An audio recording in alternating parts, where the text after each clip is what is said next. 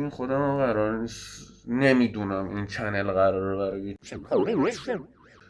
ولی فیسامو نشون نمیدم، بهتره.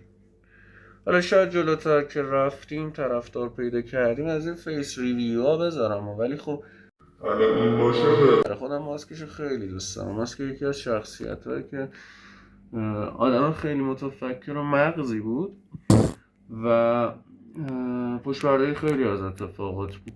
این ویدیوی اوله، نمیدونم قرار موضوع پیج چی باشه، دوست دارم شما نظر بدید کسایی که این ویدیو رو میبینن. در کل بهتون بگم که یوتیوب پر از حاشیه است. حاشیه سر چی؟ سر اینکه آقا مردم ایران مردم ما، آقا خودمونیم دیگه، مردم ما حاشیه دوست دارن، کلا آدما حاشیه دوست دارن. فلان یوتیوبر بره در مورد موضوعی که ترند شده، مثلا فلان یوتیوبر رفته فلان کارو کرده، فولو چه میدونم خیلی ها رفتن گفتن چرا این کارو کردی و فلان و بهمان و بیسار، یارو هم رفته یه ویدیو در مورد این ساخته، خب میره بالا. به خاطر چی؟ به خاطر اینکه ترنده.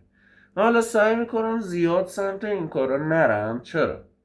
چون که یه ذره هم برای یوتیوبرهای دیگه بده که یه ذره حقشون ضایع میشه و چه میدونم مسخرهشون کنن، هیت میگیرن یا حالا هر چیز دیگه.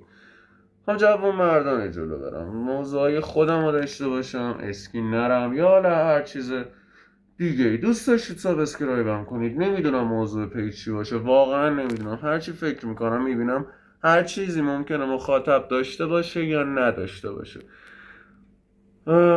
در کل بگم که قراره قشنگ باشه، قراره سرگرمتون بکنه. دوست داشتید حتما ساب بکنید و غیره و غیره دیگه. دوستان خوشحال شدم دیگه، بیشتر از این صحبت نمی کنم. یه ویدیو کوتاه بود از معرفی خودم، معرفی شخصیتم. حالا شخصیتی که گفتم بهتون مال یکی از شخصیت‌های هوش برتره. حالا پشت پرده خیلی از اتفاقات، ولی مثل یه پسر مظلوم و احمق خودش جلوه میده. کاری به این قضیه نداریم. من ماسکش حال کردم، خریدمش، گشتمش رو صورتم. مشکلی دارید بهم بگید، از هیچ ربطی نداره شما اصلا. آره خلاصه. و اینکه هر موضوعی که شما بیشتر دوست داشته باشید بیشتر بهش میپردازیم. این چنل برای خوشحالی شما طراحی شده، نه کسی دیگه ای.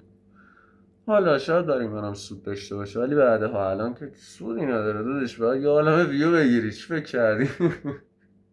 ولی کلا بگم حال میکنی. خب ببین منو حال میکنی. ماسکم هی داره میاد پایین، چشمان شبیه اوتیسم میشه. حال میکنی اوکی؟ منم شبیه اوتیسم. هیچی ولش کن آقا. خوشحال شدم بالاخره کونه هم کشیدم یه چنل بزنم. خیلی وقت خود این ماسکو خریده بودم برای چنل، هی به ایده های مختلفی فکر میکردم، مثلا یوتیوب خارجی بزنم یا چیز دیگه ای. بعد آخه یوتیوب خارجی درآمدش زیاده، ولی تو رفیق و دوست و طرفدار اون چنان پیدا نمیکنی. فقط به ازای یوتیوب خارجی میزنی برای پول در آوردن. خوب که منم فعلا همچین قصدی ندارم. شاید بعدها که هزار پیشرفت کردم داخل یوتیوب به یوتیوب خارجی هم بپردازم.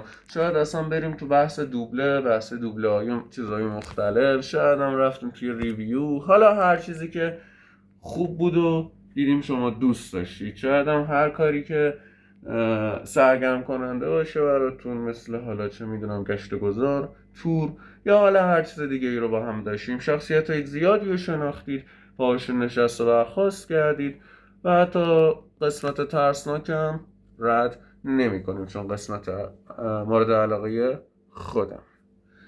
خوشحال شدم این ویدیو رو دیدید. لایک و سابسکرایب یادتون نره. خیلی دوستتون دارم.